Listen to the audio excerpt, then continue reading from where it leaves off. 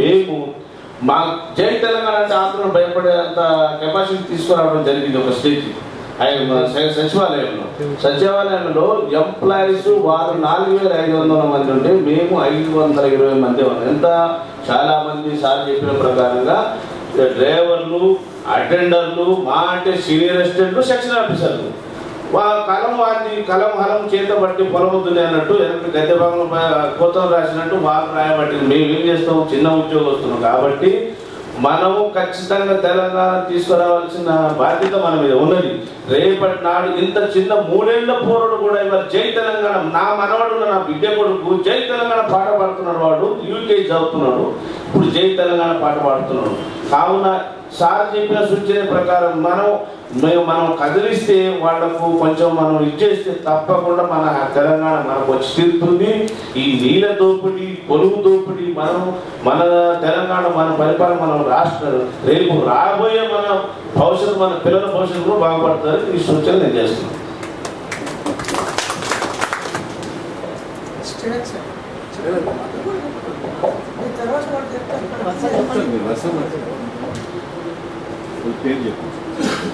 నా పేరు పుష్పాలు, టీఎస్సీ. సభకు ఇచ్చేసిన పెద్దలందరికీ నా నమస్కారం, ఉద్యమ అభినందనలు. మా హైదరాబాద్ అని ఆర్గనైజేషన్ స్టార్ట్ చేసినప్పుడే దాని గురించి మనం ఏమనేది అందరికీ తెలిసిపోతుంది. ఒకటి క్లారిటీ ఇక్కడ కావాలంటే, ఇప్పుడు మా పెద్ద నాయకుడు వేద్ కుమార్ గారు తెలంగాణ జేఏసీ ఉంది. కొత్తగా మీరు ఆర్గనైజేషన్ పెట్టి ఇప్పుడు తెలంగాణ వచ్చే లోపల దాన్ని బలోపేతం చేసుకోవడం మీకు కొంచెం కష్టం కావచ్చు. దాని బదులు ఈ పెద్ద ఆర్గనైజేషన్లతో మీరు కోఆర్డినేట్ చేసుకొని ప్రతి దాంట్లో మీరు స్పెషల్ ఇన్వైటీగా మీరు ఒక మెంబర్ను ప్రతి కాన్స్టిట్యూన్సీలో పెట్టుకొని ఉద్యమం గురించి ఫైట్ చేస్తే చాలా బాగుంటుందని నా ఒపీనియన్. ఎందుకంటే లాస్ట్ మూమెంట్ ఇప్పుడు తెలంగాణ ఏ వస్తుందో, రేపు వస్తుందో, నెలలు వస్తుందో అనేది మన ఉద్యమం మనం చేసుకుంటాం. దీన్ని బలోపేతం ఎట్లా చేసుకోవాలనేది తెలంగాణ వచ్చిన తర్వాత బలోపేతం చేసుకొని మంచి తెలంగాణ నిర్మాణం కోసం మా హైదరాబాద్ని చాలా బాగా ఉపయోగించుకోవచ్చు. రెండోది, అసలు హైదరాబాద్లో మానీళ్ళు, ఫస్ట్ మానీళ్ళ గురించి మాట్లాడాలంటే వాళ్ళు నైజాం పీరియడ్లో 8 లక్షలు 10 లక్షల మంది కంటే ఎక్కువ నీళ్ళు డ్రింకింగ్ వాటర్ సప్లై లేదు.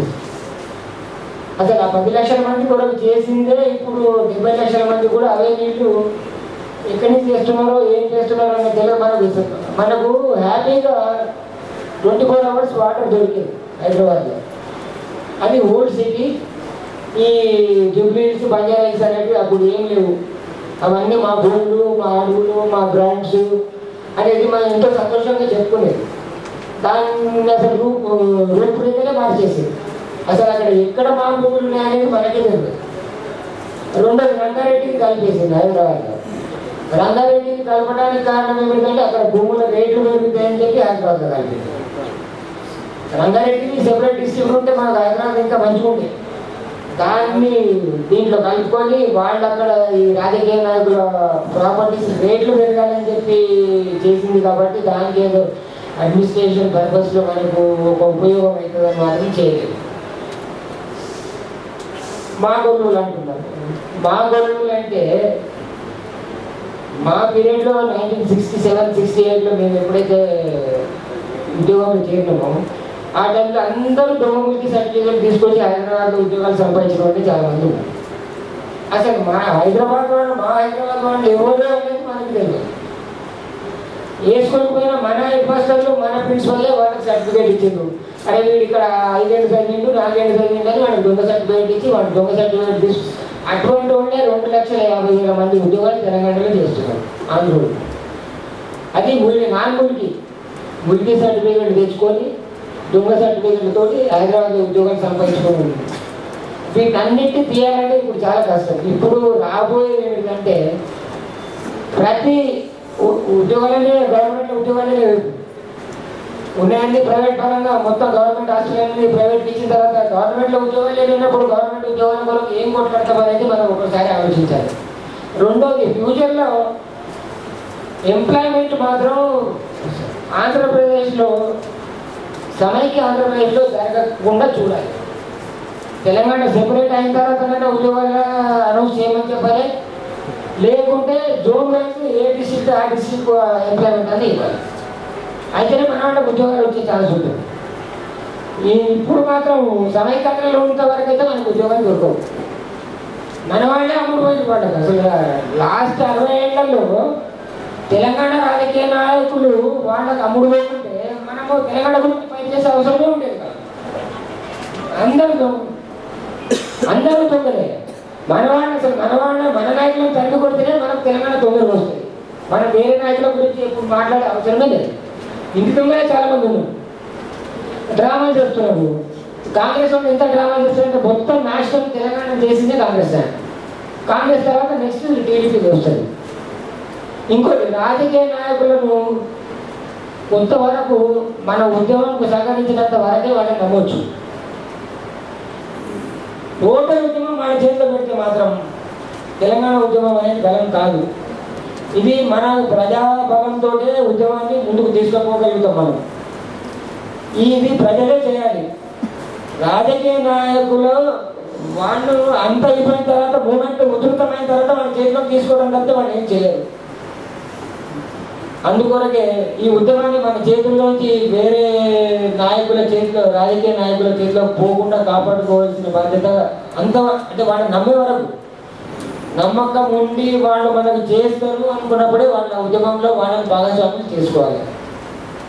లేని పక్షాన మాత్రం అసలు రాజకీయ నాయకులను ఈ ఉద్యమంకు కొంచెం దూరంగా పెట్టిందే బెటర్. అన్ని ప్రజా సంఘాలు ఎక్కడ తెలంగాణ అంటే అక్కడ మీటింగ్ అయితే అక్కడ వస్తుంది.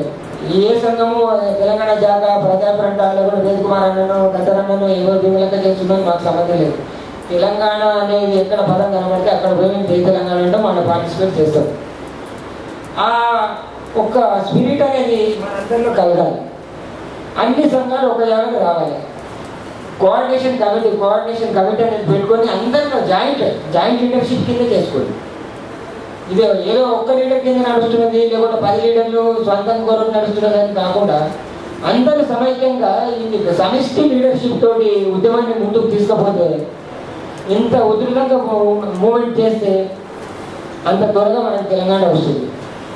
మూడోది, మా పట్నం అంటే పట్నం గురించి ఇప్పుడేం మాట్లాడతాము. వాళ్ళు రెవెన్యూ అనేది వాళ్ళకు పిచ్చపతి ఉండే వాళ్ళకి ఆంధ్రలో. కర్నూలులో టెంట్లలో సెక్రటరియట్ పెట్టుకున్నప్పుడు అసలు ₹1 లేదు. మన రెవెన్యూ మీద కళ్ళు పడే వాళ్ళు హైదరాబాద్కి షిఫ్ట్ చేస్తున్నారు.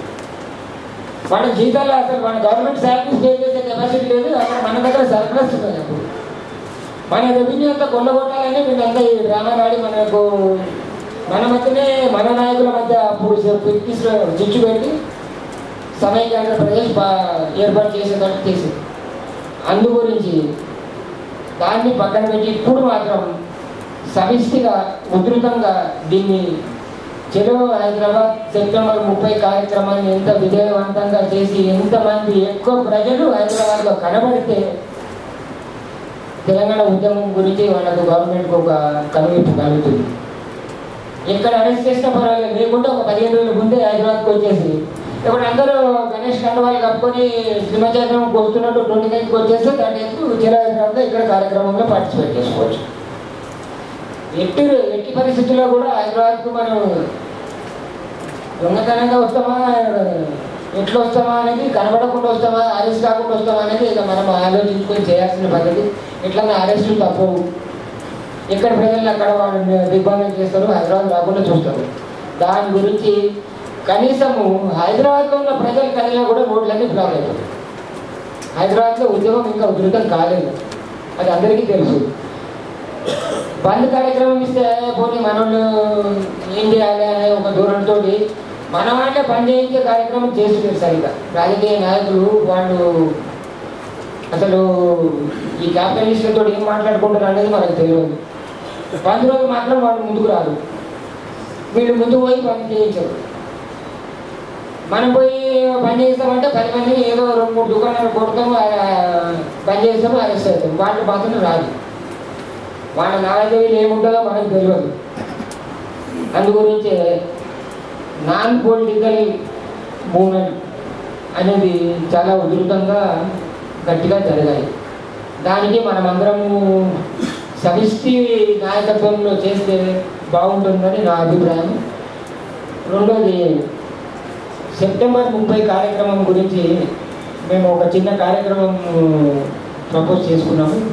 16 ఆగస్టు అంబర్పేట అమ్మవారి గుడి దగ్గర నుంచి నిర్మల్ ప్రచార పాదయాత్ర 220 కిలోమీటర్లు. మేము 15 మందిని 200 కిలోమీటర్లు ఇట్లా సెప్టెంబర్ 30th ప్రోగ్రామ్. ఎవరైనా లిటరేచర్ మీ దగ్గర నుంచి వచ్చిన మా కేసు లిటరేచర్ ఉన్నా మేము పోయేటప్పుడు పంచుకుంటూ పోతాం. ఆ ఊళ్ళో చలో హైదరాబాద్ 30 కార్యక్రమం ఇంపార్టెన్స్ కూడా చెప్పుకుంటూ పోతాం. దానికి మీరేమన్నా లిటరేచర్ కానీ ఇంకేదో విధంగా కానీ మాకు ఏమన్నా రుచి ఇస్తే మీ అందరినీ మేము 16 నాడు అంబర్పేట శ్రీరమణ థియేటర్ అమ్మవారి గుడి దగ్గరికి పోరాటేట్గా మనం ఆహ్వానిస్తున్నాము. మీ అందరూ దాంట్లో పార్టిసిపేట్ చేస్తారని నేను భావిస్తున్నాను. జై తెలంగాణ.